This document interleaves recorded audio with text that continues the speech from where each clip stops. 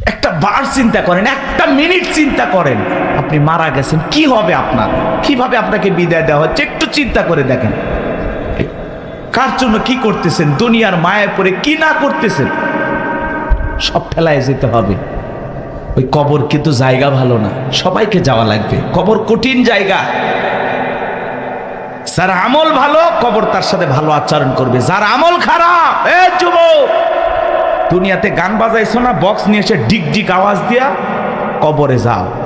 দুনিয়ার মাটি যেরকম গান বাজনার আওয়াজে কাঁপাইছো, এই কবর একদিন তোরে কোলে নিয়ে কাঁপাবে। কথা বলেন ঠিক কিনা? কি হবে সেদিন? তো কবর কিন্তু জায়গা ভালো না, কবর বড় কঠিন জায়গা। কথা বলেন না কেন? 6 দিন পরে নখ খসে যাবে, 9 দিন পরে চুল। কবর গায়ের সামান নিতে কইর না কেউ ভুল। কবর জায়গা ভালো নয়, কবর জায়গা ভালো নয়, কবর জায়গা ভালো নয়। আমল দিয়ে কবর গৃহ সাজায়া নিতে হয়। 17 দিনে পেট ফেটে শেষ পোকার খাদ্য হবে। 60 দিন পরে গোশ থাকবে না, কঙ্কাল পরে রবে। চিন্তা করেন, ইস, এই সুন্দর দেহ, কত রং বেরঙের সাবান শ্যাম্পু, কত কিছু ব্যবহার করলাম, কত মেডিসিন, কত তেল। কবরে গেলে দেহের গোস্তগুলো খসে পড়বে, পেটটা ফুলে ফেটে যাবে, পোকাগুলো খিলবিল করে নাক মুখে ঢুকে যাবে, চুলের সৌন্দর্য শেষ হবে। একদিন মাটি হয়ে যাবে সবকিছু। কি নির্মম পরিস্থিতি আমার সামনে, কি কষ্টের দিন আমার সামনে। আর আমি সেই দিনগুলোর ব্যাপারে ব্যাখ্যা দুনিয়া পাইছি, পাগল হয়ে গেছি। কথা বলেন না কেন ভাই? কত মানুষের কবর ভেঙে যায়, লাশটার দুর্গন্ধ, নাকে কাপড় দেওয়া লাগে। চিন্তা করেন আপনার আবার কি হবে, কি হবে? 17 দিনে পেট ফেটে শেষ পোকার খাদ্য হবে। 60 দিন পরে গোশ থাকবে না, কঙ্কাল পরে রবে।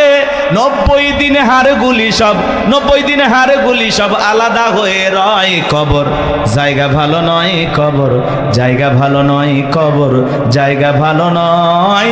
আমল দিয়ে কবর গৃহ সাজায়া নিতে হয়। ওই কবরের ভিতরে 3টা প্রশ্ন করা হবে বাজান। 1 নাম্বার প্রশ্ন করা হবে, মার রব্বুকা, তোমার রবকে। জীবনের পরতে পরতে সব জায়গায় রব, রুহের জগৎ থেকে শুরু করে জীবনের সব জায়গায় রব রব রব। আমরা যেন রবকে ভুলে না যাই। ওই কবরের ভিতরে 1 নাম্বার প্রশ্ন করা হবে, মার রব্বুকা, তোমার রবকে। যারা দুনিয়াতে রবের সাথে সম্পর্ক ভালো ছিল, যারা রবের গোলামি করেছে, রবের বিধান মোতাবেক চলেছে, যাদের রবের সাথে সম্পর্কটা গভীর ছিল, তাদেরকে যখন প্রশ্ন করা হবে মার রব্বুকা, আল্লাহর সে নেককার মুমিন মুত্তাকি বান্দা জবাব দিয়ে বলবে, রব্বি আল্লাহ, রব্বি আল্লাহ, আমার রব আমার আল্লাহ। কিন্তু যারা এই দুনিয়ার জমিনে নাফরমানি করেছে, যারা বলে খাও দাও ফুর্তি করো, দুনিয়াটা মস্ত বড়, শয়তানের ওয়াসওয়াসায় পড়ে যারা মিসগাইড হয়েছে, ভুল পথে পরিচালিত হয়েছে, এই দুনিয়ার জমিনে যারা শয়তানের গোলামি করেছে, তাদেরকে যখন প্রশ্ন করা হবে মার রব্বুকা, তোমার রবকে, আল্লাহর সেই সমস্ত বদকার, আল্লাহর সেই সমস্ত অবাধ্য গোলামেরা জবাব দিতে পারবে না, ফেল ফেল করে তাকায় থাকবে। নেককাররা জবাব দেবে, আর বদকার গুনাহগাররা জবাব দিতে পারবে না, ফেল ফেল করে তাকায় থাকবে।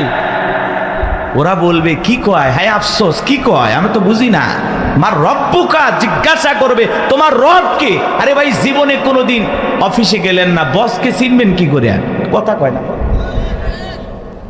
এই যে দুনিয়াতে যারা আল্লাহর গোলামি করতেছে, কি মনে করেন 5 ওয়াক্ত নামাজ পড়ে লোকটা ঠইকে গেছে? না, কোরআন সুন্নাহ দিয়ে জীবন সাজায় লোকটা ঠইকে গেছে? না, ঠকে নাই। এই যে আমরা দুনিয়াতে আল্লাহর গোলামি করতেছি, এই গোলামির বেতন হিসাবে আল্লাহ আমাদেরকে দেবেন জান্নাত। সুবহানাল্লাহ কর। এই গোলামির বেতন হিসাবে আমরা পাবো জান্নাত, আর বোনাস হলো দিদারে ইলাহি, আল্লাহ পাকের সাথে জান্নাতীদের সাক্ষাৎ। সুবহানাল্লাহ কর।